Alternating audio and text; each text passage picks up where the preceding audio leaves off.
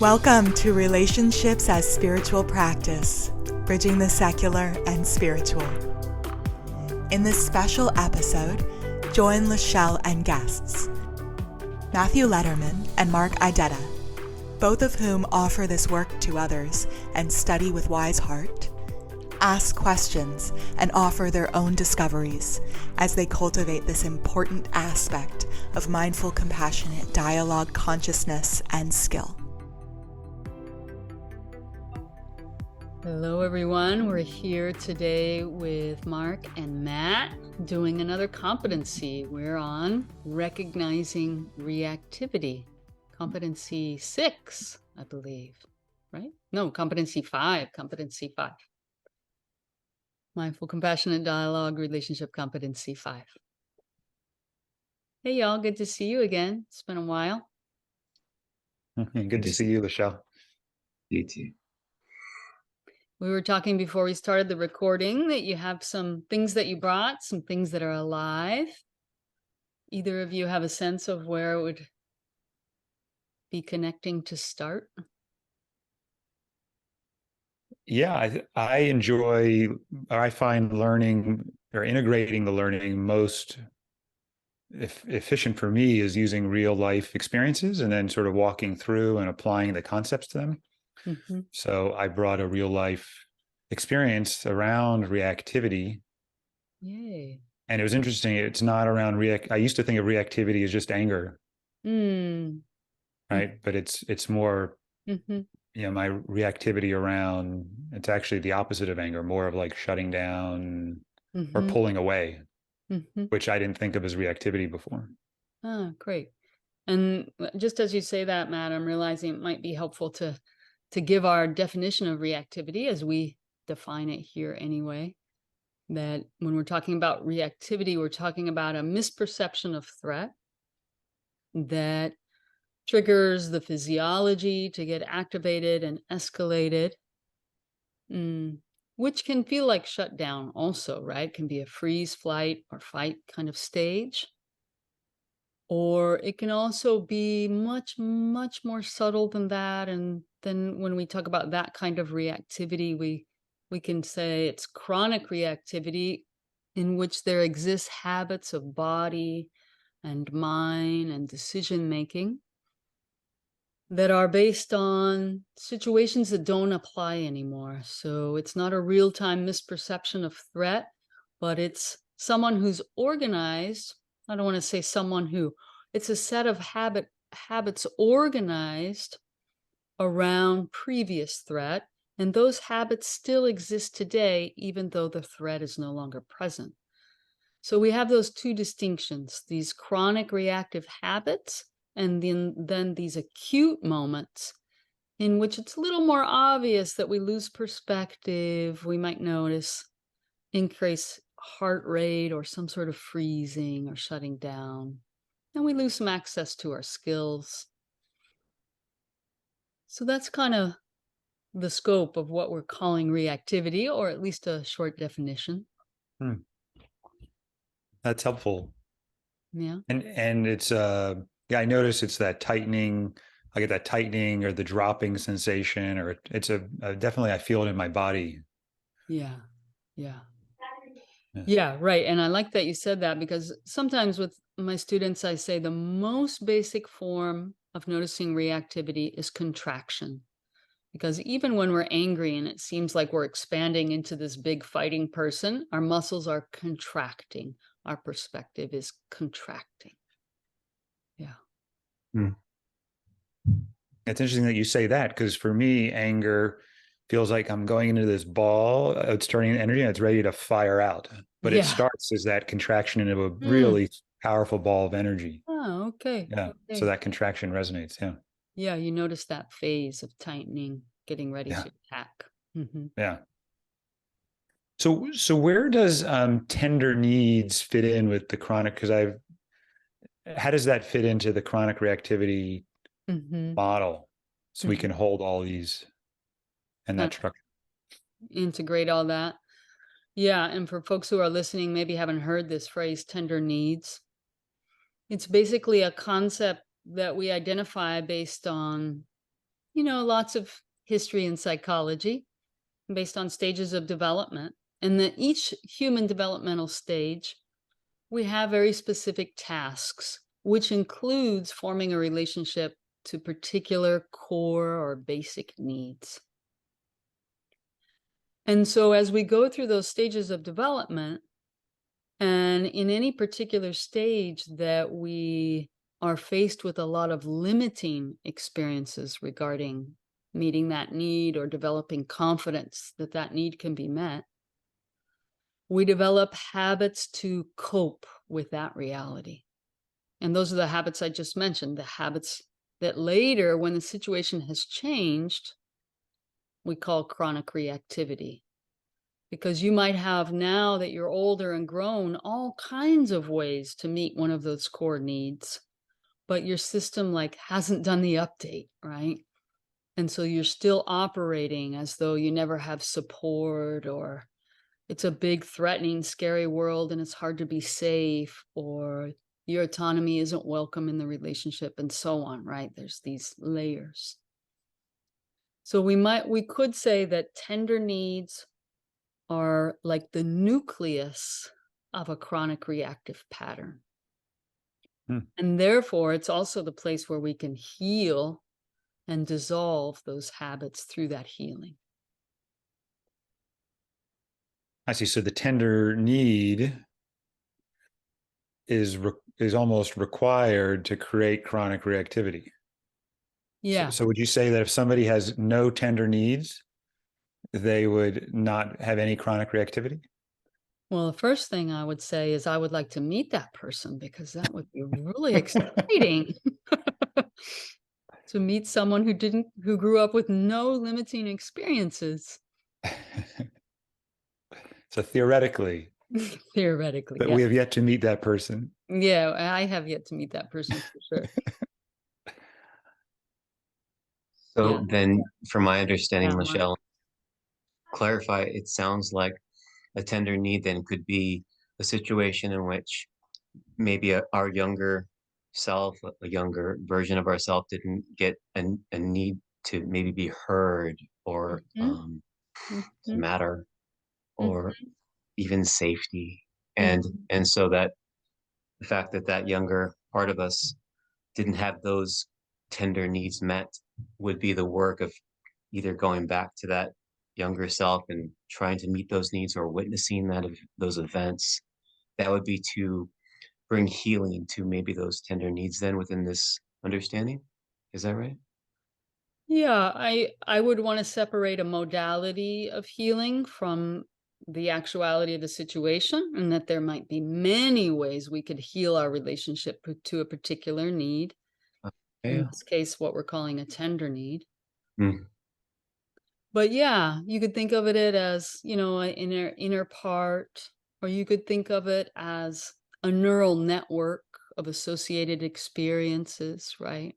Think mm, of it as habits of perception and decision making. You could yeah. think of it as an organizing system for experience. There'd be a lot of different ways to frame it. And what I imagine is, depending on the healing modality you prefer, you would just use different words to describe chronic reactivity. Yeah. Yeah. But it seems like the common denominator with whatever modality you would use to heal or to help, that the tender need remains the same though. So if it Yeah. was maybe safety or Yeah. yeah, yeah, okay, Yeah. good. Appreciate that. Yeah. And we identify 9 kind of needs that go along with those developmental stages. And other people might have other lists, but more or less, I'll name them quickly. It's safety, belonging, support and nourishment, autonomy, intimacy, Mm, acceptance, love, to be seen and heard, and inclusion. mm, So we might use different words for those same needs, but we can identify very distinct patterns of reactivity regarding those needs, and very universal patterns, because when we're below the age of 7, all human beings have more or less kind of similar developmental capacities to cope. So therefore, we're going to have a lot of similarities across people who are coping with their need for autonomy at age 3. Because those coping mechanisms are so limited, you're going to see a lot of similarities. Is that making sense? It makes perfect sense. Yeah, thank you. Yeah. Yeah, yeah. I imagine it's Hmm. really helpful to identify your tender needs so that you can, be aware and Yeah. start to work with that. So Yeah. it's helpful when you name them, so you could start exploring if any of those apply to you. Yeah. Yeah. Absolutely.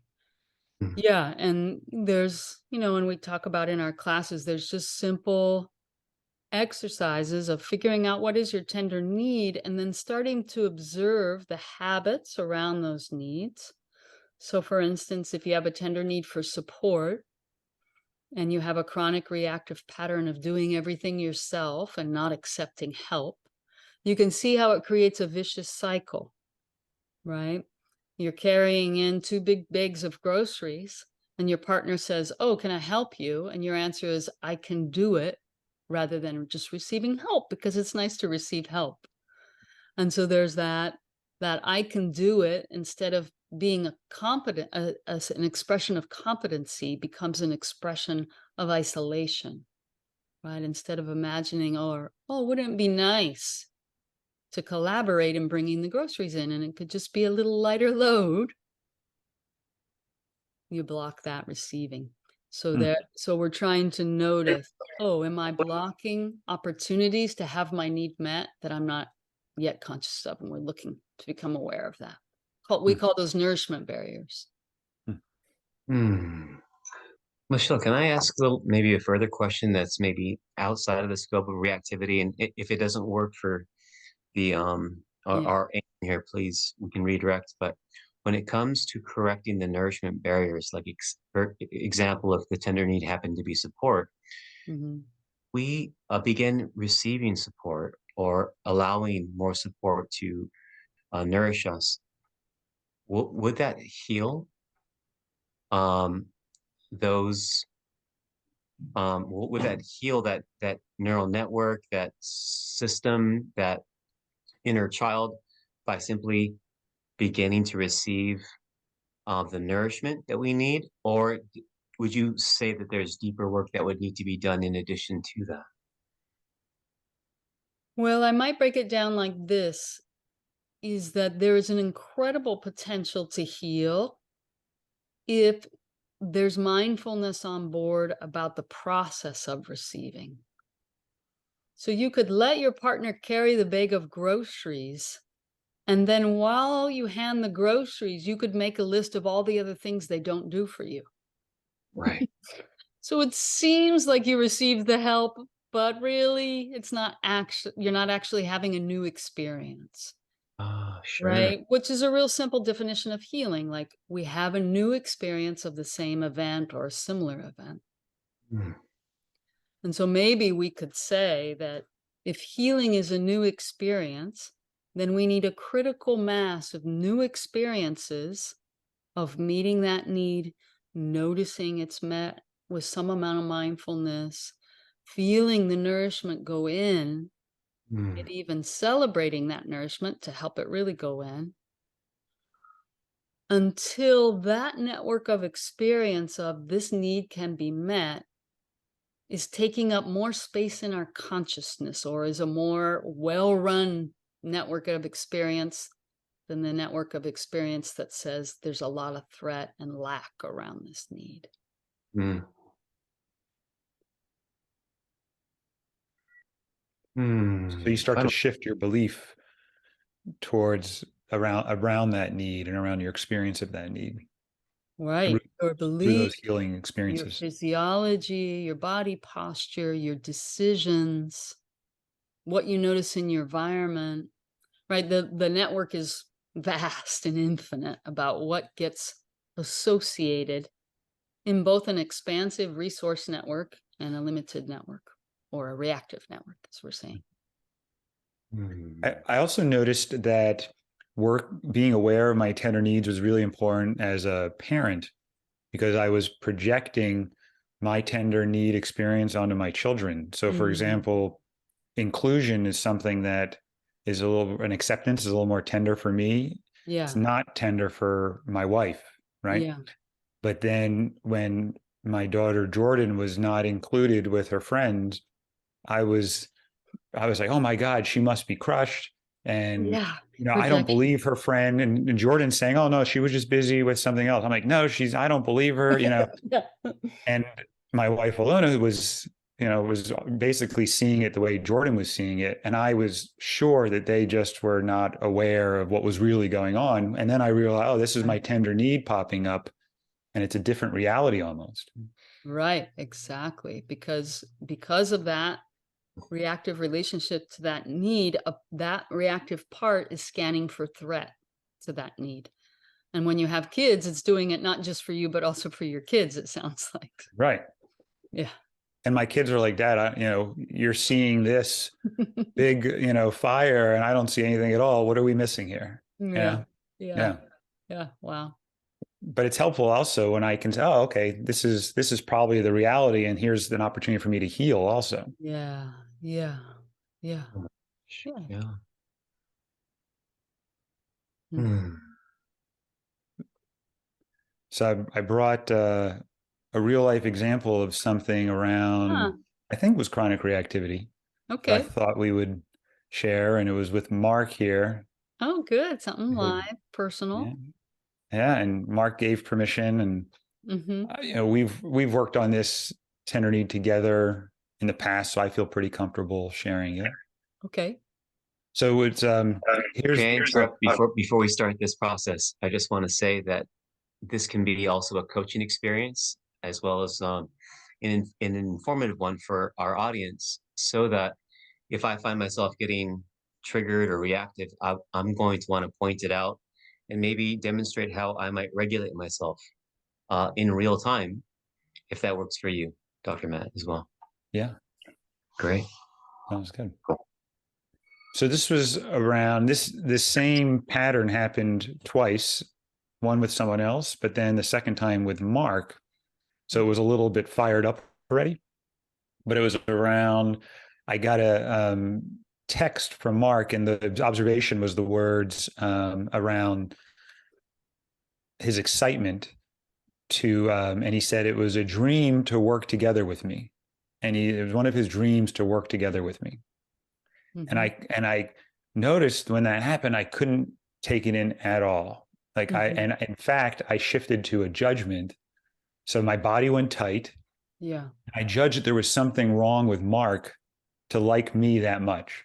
And I actually started to get like turned off and pull away and be like, what is wrong with this guy? Like, I must be missing something. It was that intense. And I love Mark, I love Mark. And so it was like my brain was double tracking almost. Yeah. But I noticed that whole experience in my body, and I thought we could play with that a little bit. Yeah. Yeah. Sure. So first, I just want to check in, Mark. How you doing? I am feeling just warm and touched right now. I was expecting my heart to start racing and and cortisol to pumping through my body. But I just am feeling a lot of warmth and tenderness around this topic, and can't wait to dive into it with you. Yeah. Yeah. That's a relief to hear it. I feel like even a little bit of tears in my eyes, because there's a part of me that feels so guilty having those thoughts about someone like you. And this actually has happened with another friend too, where I feel so guilty that I'm almost want to get away from that person, but they're such a wonderful person at the same time. Yeah. Yeah. So there's the initial reactivity, and then there's reactivity about the reactivity. When I go big or go home, LaShelle. That's right, man. I know that about you. That is so true. That is so true. Yeah. I didn't actually pick that up, but that's a helpful point, LaShelle. Reactivity about the reactivity. Yeah. Yeah. Yeah. It's common, I think, to feel guilty or ashamed after reactivity happens, right? Yeah. So it's helpful for me just sort of walking through, okay, great. I noticed this experience. Now what? And I could easily intellectualize it, but that doesn't tend to lead to healing experiences for me. Mm-hmm. Mm-hmm. Hmm. Yeah. I was going to suggest in this moment too, if there was something that you'd like for me beyond what I've already shared, if that would be sweet in this moment or constructive for our time. No, right now, nothing's coming up that I can, as a request. Mm-hmm. I think I was able to notice the body and my body, like almost like a holding of my breath and like, and then initially was just to go away from it. Like I ignored the text almost and just sort of like pretended it didn't happen. But I I was aware of the experience. So I didn't want to let that go at the same time. Right. But I think normally I might have just sort of moved on or quickly written back. Yeah, me too. Mm-hmm. Yeah. But I really want to heal around that because I believe the tender needs around acceptance and wonder, and my experience is that I had to work hard for acceptance and that people didn't want to include me or accept me, so that if someone does, there must be something wrong with them. Mm. I don't know if that's it, but that was what came to me. Mm-hmm. Yeah, look, I want to break down because you've already said a lot about Okay. reaction, and I want to break it into categories for folks. So part of the competency of recognizing reactivity is to be able to recognize it in various parts of experience. So maybe the most initial reaction is the decision you made to just like, oh, you read it and then you just put your phone away or whatever, right? So that movement away, a decision to move away could easily be a symptom of reactivity.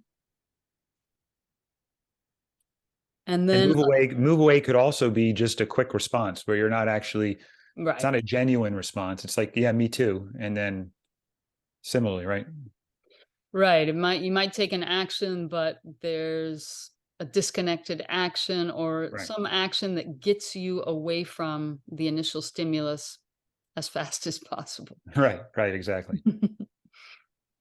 Yeah, so there's the category of decisions. What decisions am I making, and asking if those are symptoms of reactivity.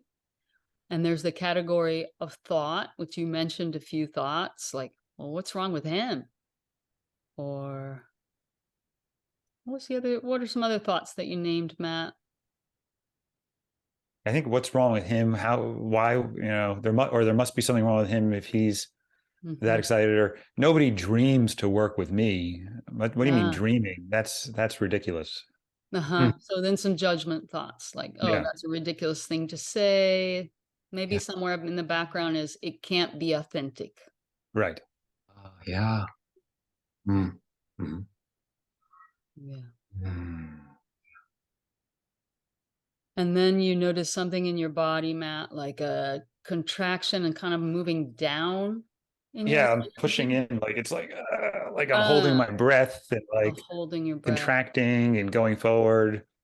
Mhm. I mean, I'm going to say this word, but I felt guilty even thinking the word, but like disgust almost, Ah, like a, I'm glad you said bleh. it. Yeah. Yes. But I didn't want to I didn't want to say that I was disgusted by something by Mark or anything, but but that was the feeling. Mm. Oh, it's so sweet that you named that. Yeah. Hmm. Yeah, you're not having Mm. trouble hearing that. You're not. Is that true right now, Mark? Are you having any trouble hearing that that was his reaction? Oh no, it's stimulating. I mean, I can't tell you how great it's the unfleshing of vulnerability that I just savor. And so what I'm hearing is, so I'm wondering if it was just connected to that. I'm wondering if the disgust was connected either to your treasuring of authenticity, or if the disgust was maybe connected to Mm. the hmm, I wonder what it's connected to. Yeah. Yeah. So he's making a needs guess, it sounds like. The authenticity.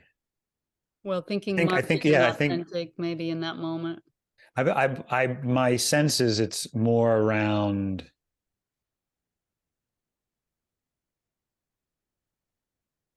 I'm trying to think about the need, right? Because it's around, the thought would be there's something wrong with him for if he likes me that much. So to me, that's where the disgust is. Like, it's not around authenticity so much as Yeah. Right. I'm struggling actually. Hold on a second. I think because I'm in the experience, plus I'm trying, I'm It's double okay. tracking here. Take your time. You don't have to Yeah, double just track if you want. and my mind when I'm in the feeling Mm. space, my head goes offline a little bit. So Mhm.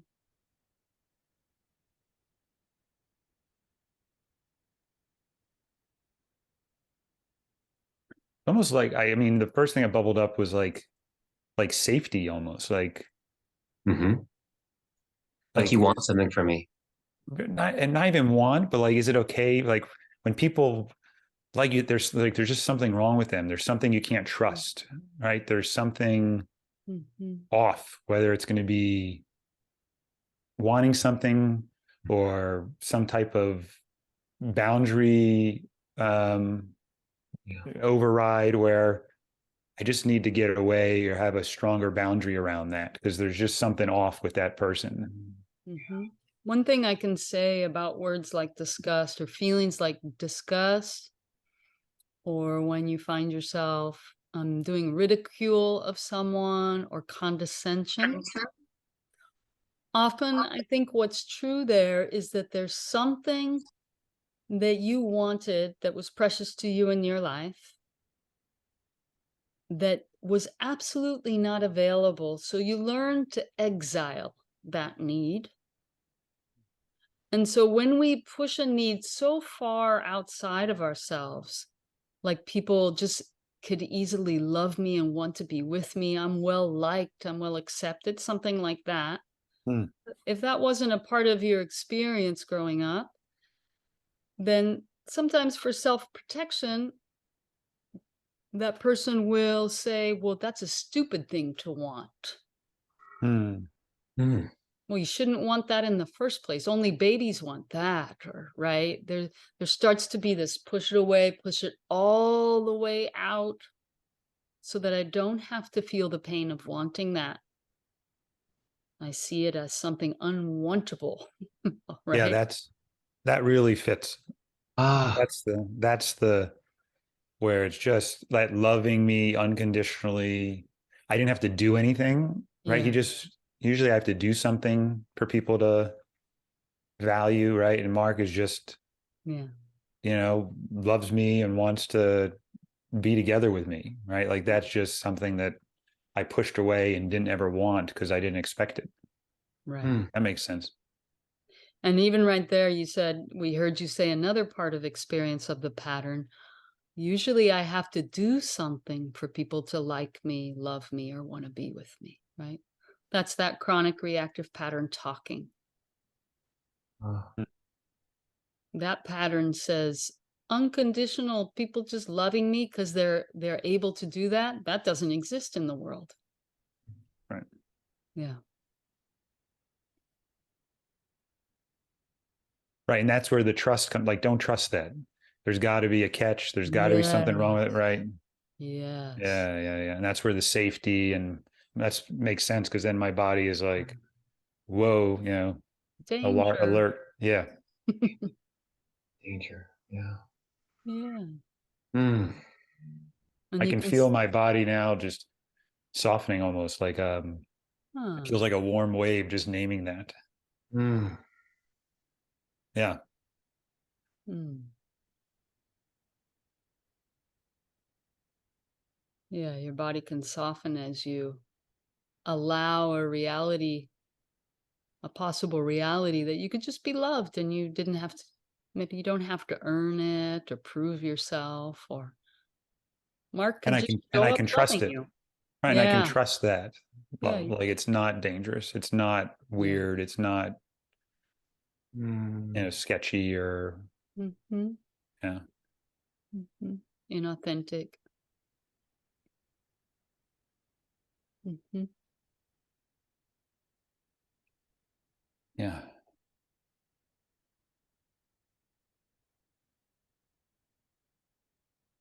Yeah, so even in this moment, as you're saying, you're relaxing, you're softening, and just to be able to say, I can trust that, right? So that I would call that a healing moment. You're remembering the same stimulus and you're seeing it in a new way. You're having a new experience of the same stimulus.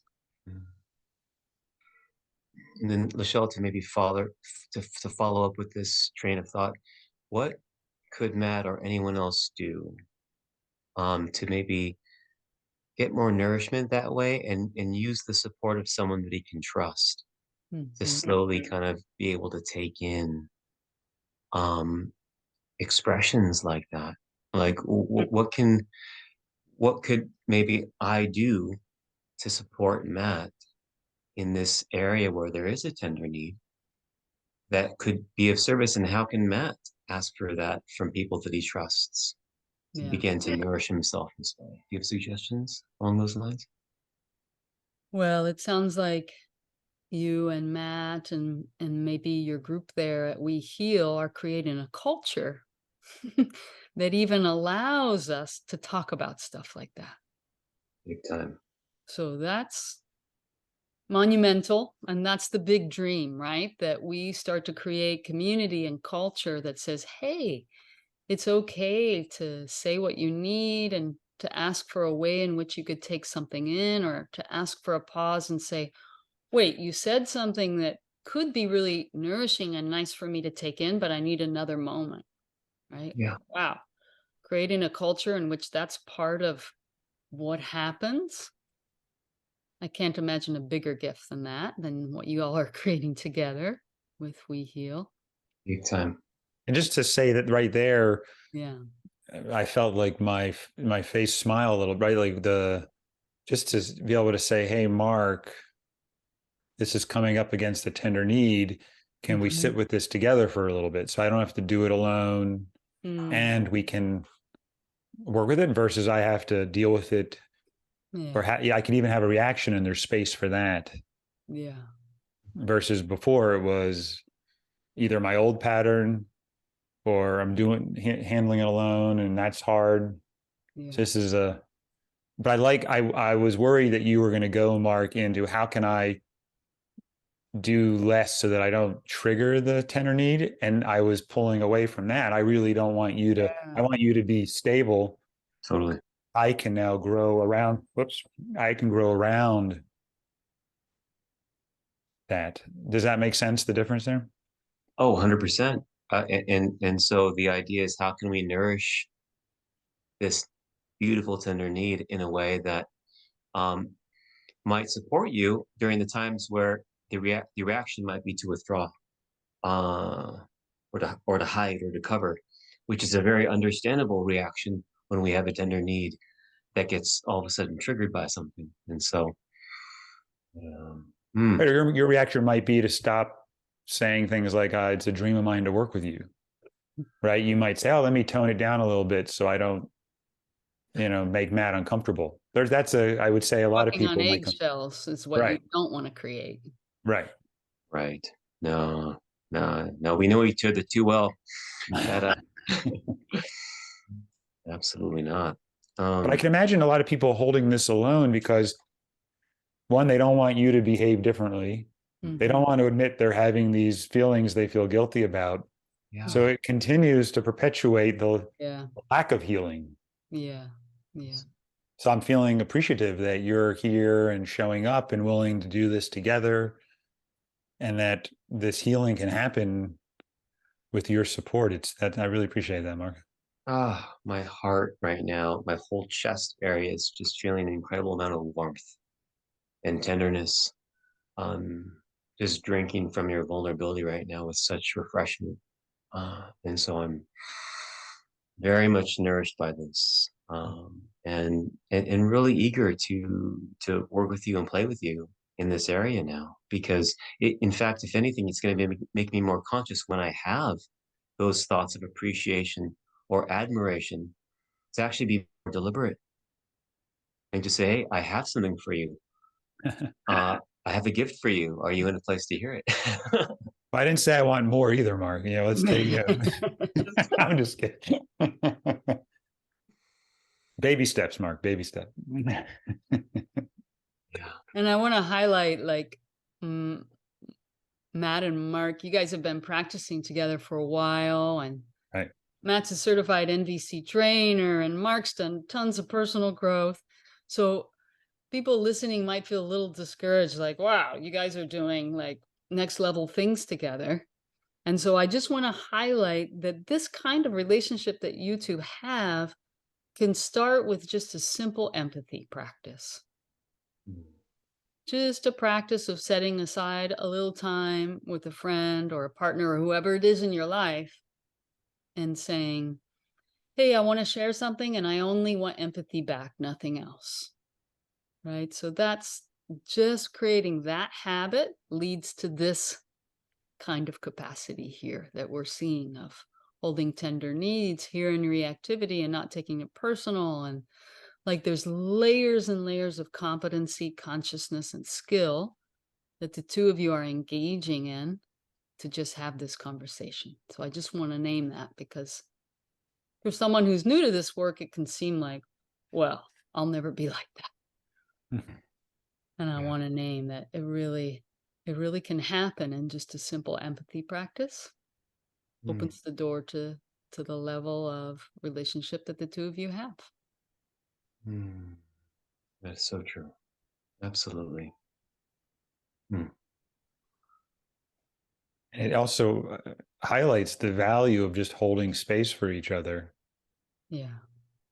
Yeah. And how powerful that is toward and supportive of healing that is. Yeah. Oh, isn't that the truth? Because I think that the more recognized response would be for me to all of a sudden start explaining to you, no, this is what I was trying to do. This is what I was. Right. Yeah. Defending your authenticity and all the reasons why. Absolutely. And we would have missed a glorious opportunity to really sit with Matt's experience and deepen into that vulnerability and healing work. Yeah.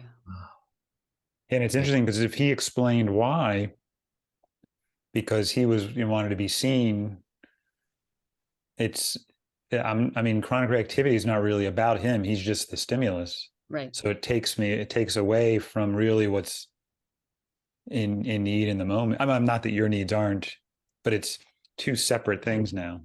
Yeah. So I just wanted to also that I think the chronic reactivity is stimulated by maybe other people's actions, but they're not the cause of it.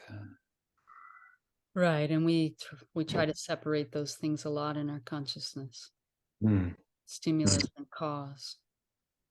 That's key to understanding reactivity.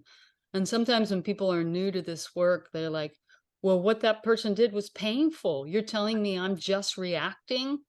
Like reactivity is invalid somehow, or their pain is invalid. And so we could say that with any action that someone does that doesn't work for us, there's an impact. There's an initial impact that maybe doesn't feel good in our bodies or in our hearts.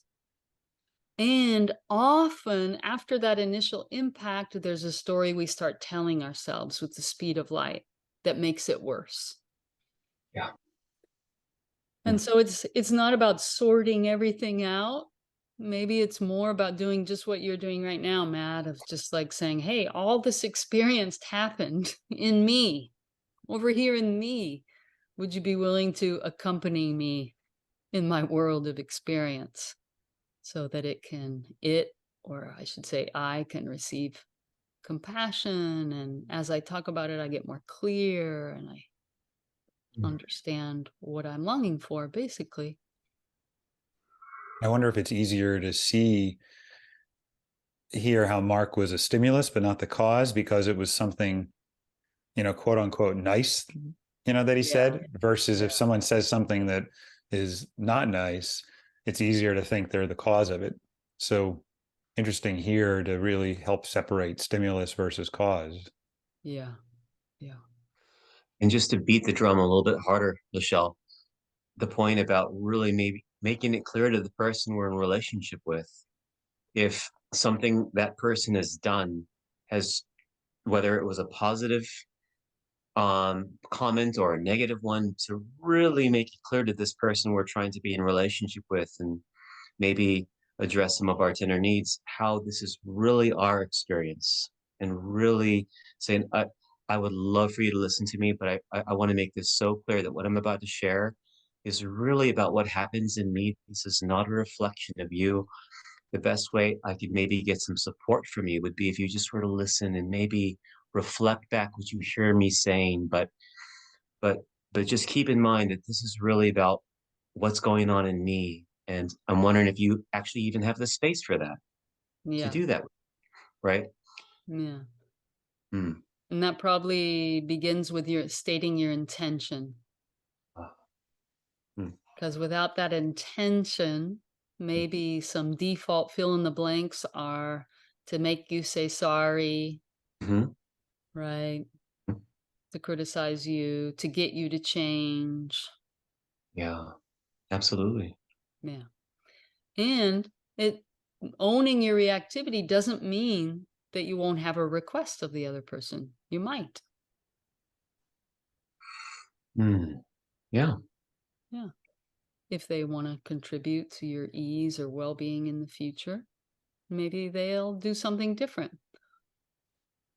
Or maybe you don't have a request because you're like, oh, now that I understand where you were coming from when you said that, you could do the same thing again and I wouldn't be triggered. And Right. there's a lot of complexity there and choice points. Mm. So if we have a tender need and we want to, and we have someone that we trust, and we want to work on this tender need and maybe begin to experience some healing or some nourishment, how we set this dynamic up with this person is important.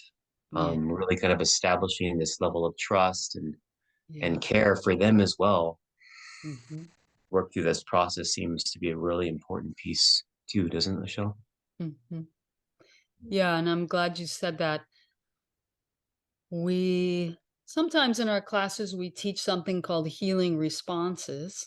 And maybe that's a little bit more about the next competency, in which if you have a close relationship and both people are wanting to do personal work and be self-responsible, then, Matt could share with you, well, a healing response for me regarding my tender need for acceptance is this.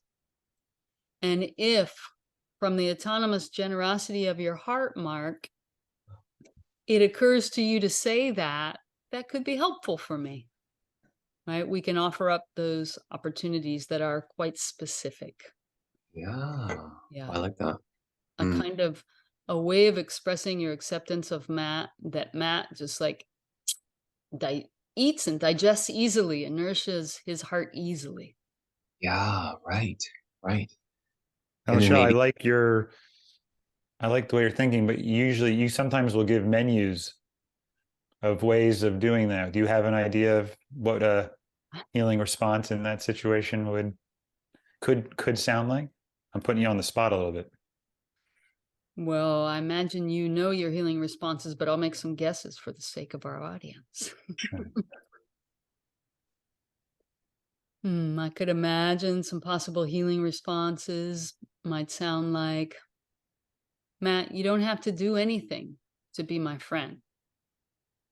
There's nothing you have to do for me to be my friend. Mm. It's enough just to be here, Matt. You don't have to earn my love.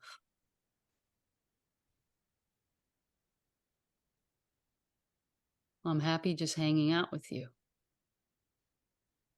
Whether you're doing great or whether you feel shitty, I'm still happy to be with you.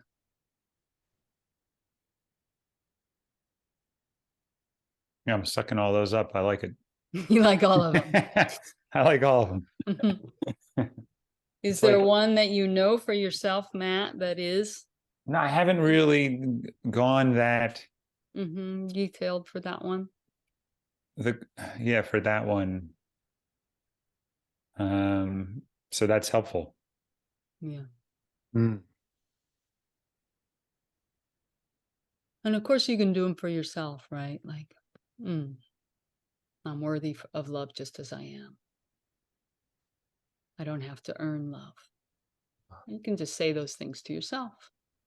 You have to, it's kind of a nuancing, because, Mark, as you were saying earlier about the inner child and that work, that if the healing response is very adult-like and has like big words and some abstractions, it won't have much power.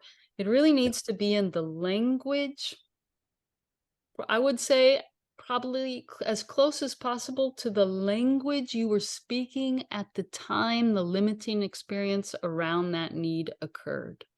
Mm. Yeah, because I think I noticed that with your words there, LaShelle. They came in, and if it was a lot of intellectual, that would not have landed. Yeah. Yeah. Yeah. So And if I'm, not too long either, right? Like it was a few words. Yeah, sure. Mm-hmm. mm, so maybe something just like, I just want to be your friend and have fun teaching our course. That'd be so much fun. Mm-hmm. Something as simple as that brings me so much joy. Ah, there's more discussed.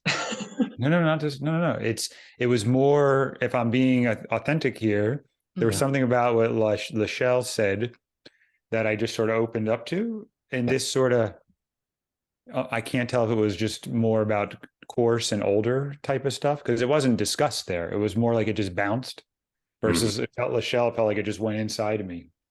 yeah. And I don't know exactly what was different about the words, but I'm just telling you how it landed. Yeah. Mhm. Okay, I could kind of tell that there was that barrier, and I'm curious. This is good. I guess this is part of having a partner that you can kind of work with, because if it doesn't go into the soul, then Exactly. right, we go back and forth. So because it could be something on my end. There could be something that might be blocking an energy that um is necessary for this to really soak into on your side of things. Hmm. Yeah, it's a dance there, Mark. I'm glad you're Yeah. naming it in that way, because it really is a dance between you being able to say something that's really authentic for you, Yes. and to be able to shape it just enough that it actually goes in this case, for Matt. Yeah. Yeah. And I can highlight a little difference there, Matt, since you're noticing the difference in delivery, is that I'm really focused on that core need of acceptance. And friendship is actually another need. Interesting. And then the word friendship, like, it brings up a whole network of experience, being popular at school, and like it starts to create interference because it's another concept. Hmm. So the language needs to be pretty primitive. And sometimes, in the world of nonviolent communication, we try to say like what is rather than what isn't, but that's not always the language of the psyche. Ooh. Yeah. So it really requires some willingness to explore, and right. Yeah. In other words, LaShelle, a judgment, like, like, hmm, I was about to say, like, you're the best something or other, or just something to where Yeah. it may not be nonviolent communication. It can be an evaluation basically, but still be very healing depending upon the age of the psyche that the pain occurred. Yeah, or depending on like what is that? Yeah, exactly. What is the language of that network? Like for belonging, one of the healing responses is there's nothing wrong with you. Right? So to say there's everything right with you is kind of like, huh? What does that even mean? Right? If we just did that reversal of say it in the positive way, but we can do some of that. We can say, I see your goodness. So goodness is a little bit of an adjective, right? Right. But that's that basic language of the psyche. I see your goodness. That's kind of a core experience. Yeah. Anyway, I don't want to go too far into healing responses, but that's Mm. a whole world of And you subject. have in your chronic reactivity, I think it's a transforming chronic reactivity class. There's a whole handout Yeah. for people's different chronic reactivity patterns. And in there, you have different Yeah. sentences that people might respond to. And I noticed when I was reading that, Yeah. some landed really well and some Yeah. you sort of pick what lands and then you can share that with your partner. Yeah. There's a list there that you can use, and then you can riff off of that list. That's Yeah. so But you get an idea of sort of what tends to go in for them. Mm-hmm. cool. Mm. But it's a great place to start, I think. Mm-hmm. Yeah, Mm. and I'm also thinking, Mark, when you say, well, what else could we do? Like just to celebrate every time something does go in, right? Right. If Matt offers you a healing response and you're like, whoa, something just really hit me there in a good way, and you let him know, and he starts to learn, oh, what's kind of core for Mark and what goes in for him? Those two things. What's core and what goes in? That's right. I remember with a course that Matt is teaching. May I share this? By the way, Matt, this has been a real time, I guess. You sent a text to me just saying something to the effect that just seeing your face in the audience helped to increase my sense of safety. Mm-hmm. And I just remember that landing in my soul with so much warmth that I carried it for 3 days. I was just kind of replaying it back. Ah, So it must have really, and I guess I didn't realize the profundity of how that probably just really touched a tender need of mine. But I yeah. just skipped away with it, and just it Right. nourished me for a few days. It was Yeah. something, yeah. Yeah. And what I would do there, if we were, Mark, if we were working together, is I would say, ooh, don't let that experience go without looking into it more fully, because in that are the keys to your healing, Jeez. Wow. Yeah. right? There's something there Hmm. that, oh, it not only went in for you, it was super nourishing, you kept repeating it. There's something there. It's something about the context, the words, the role you were in, the role Matt was in, right? We want to look at all of the conditions surrounding that healing experience and pull out, these are the key elements that will help me heal. And this is the need, that the relationship to this need that it's healing. Wow. Deliberate and intentional, isn't it? Yeah. Yeah. Love that. Yeah. Yeah.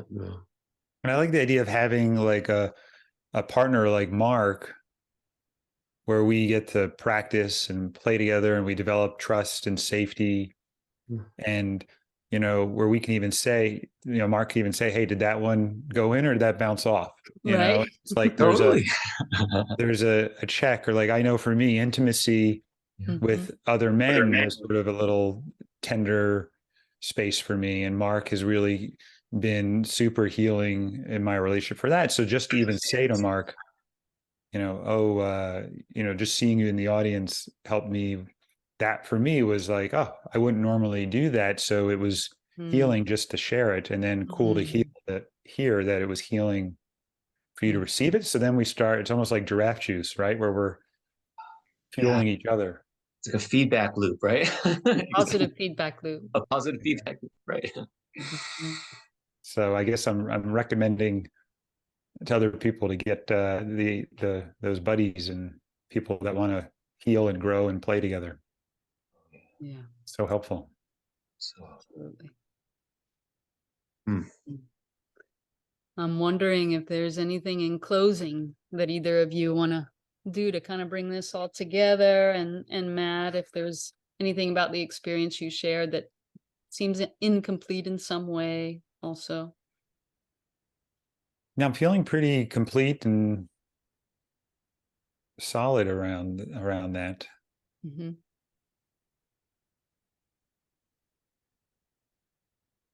of all the things that I'm just to name, of all the things, those what you said, those couple of lines that you said to me, LaShelle, like those are staying with me. Like I'm hearing that again in my head. So it's just a few words, but it's amazing how powerful that is in the right frame. Like once my body softened and opened up through the processes you outlined, then those healing responses come in, and it feels like it reformats the tape a little bit.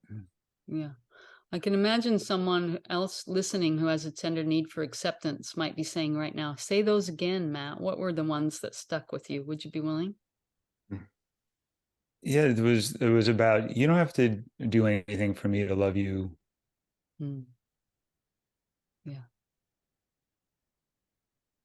I love you just the way you are.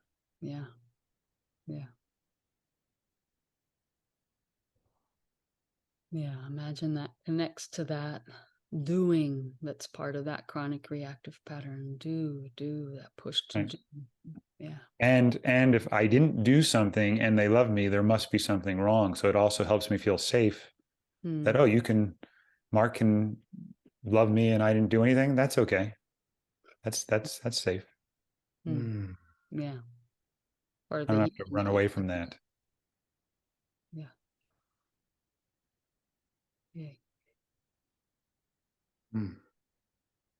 Anything for you, Mark? Feeling so much tenderness right now. I'm almost getting choked up. Just to kind of maybe my closing would just be paying a lot more attention to what is really behind those statements that nourish Matt so much. Be more conscious and intentional to make those in times where that comes up and in a way that I feel can really maybe reach him. And so really celebrating that clarity from this talk, and just also so much needs for inspiration were met too, met with a vulnerable share and your trust to bring this in real time to this audience for us all. So a lot of appreciation and inspiration.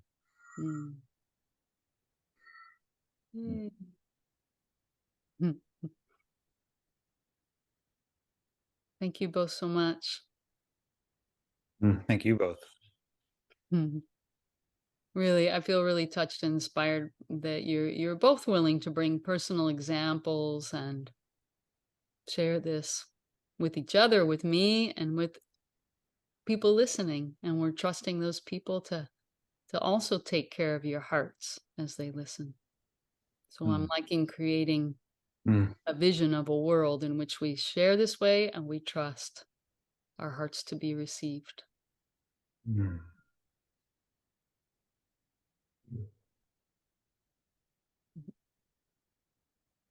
Thank you.